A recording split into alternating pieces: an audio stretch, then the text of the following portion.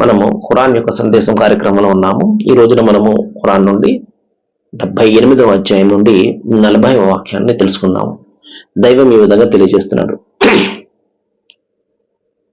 ఇన్నా అంజర్నాకుం అజాబన్ కరీబా యౌమ యంజురుల్ మర్ఉ మా ఖద్దమత్ యదాహు వ యఖూలుల్ కాఫిరు యా లైతని కుంతు తురాబా.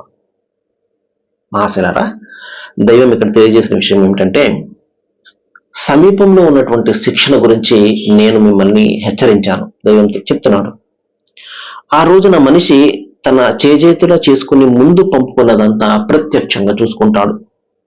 అప్పుడు సత్య తిరస్కారి ఇలా వాపోతాడు, అయ్యో నేను మట్టినే ఉంటే ఎంత బాగుండేది అని గగ్గోలు పెడతాడు. మహాశిలారా, దైవం ఇక్కడ ఒక శిక్షణ గురించి నేను ముందే మిమ్మల్ని హెచ్చరించాను. ఆ తర్వాత మీరు నన్ను నిందిస్తే ఎంత మాత్రం ప్రయోజనం లేదు. మహాశిలారా, మనము దారమ్మట పోతున్నామండి, దారి బాగోలేదు, అదేదైనా ఒక ప్రమాదం అక్కడ పొంచి ఉన్నది అనుకోండి, మనకు ఆ సంగతి తెలియదు, మనకు తెలియకుండా వెళ్ళిపోతున్నాం. ఎవరైనా అక్కడ నిలబడి ఆ ప్రమాదాన్ని గురించి తెలిసినటువంటి వ్యక్తి నిలబడి అక్కడికి వెళ్ళకండి, చాలా ప్రమాదము, ప్రాణానికి ప్రమాదము అని చెప్తే మనం ఏం చేయాలి? మనం ఆగిపోవాలి.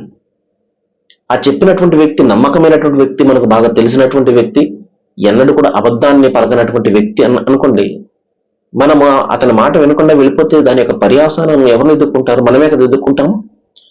ఆ విధంగా ఆ నమ్మకమైనటువంటి వ్యక్తి ప్రవక్తలు, దైవ ప్రవక్తల ద్వారా దైవము ప్రధానమైనటువంటి ఒక ఉపద్రవాన్ని గురించి, ఒక ఆపదల గురించి హెచ్చరిక చేస్తున్నాడు. ఒక భయంకరమైనటువంటి నరకం ఉన్నది, అది సత్య తిరస్కారుల కోసం అది తయారు కాబడి ఉన్నది. జాగ్రత్త, మిమ్మల్ని మీరు రక్షించుకోండి, మీరు తెలుసుకోండి సత్యాన్ని అనుసరించండి. దైవం ఒక్కడేనండి, మరొకటి పెద్ద భారాన్ని ఏమి కూడా ఆయన మనపై మోపడం లేదు.